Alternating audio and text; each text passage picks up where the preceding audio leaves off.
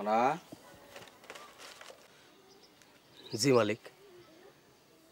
ঠিক মতন কাম কাজ করতেছো তো? চোখ কান খোলা রেখে কাজ করবা। জি মালিক, কিছু যদি মনে না করেন তাহলে একটা কথা বলতে চাই। বলো। এই জমির উপর কিন্তু আরেকজনের নজর পড়ছে। মানে?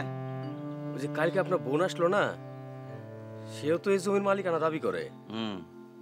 কথা কি সত্য? সত্য মিথ্যা আমি বুঝবো, তোমার কাজে যেন কোনো ফাঁকি না থাকে। মালিক আরেকটা কথা। বলো।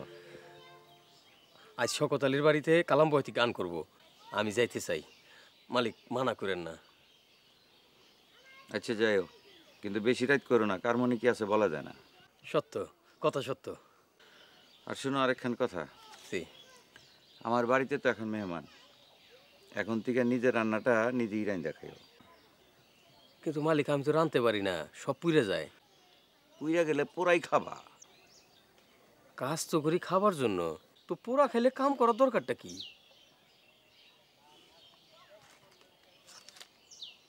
আচ্ছা, দুপুরে বাড়িতে গিয়া খাবার নিয়ে আইসো।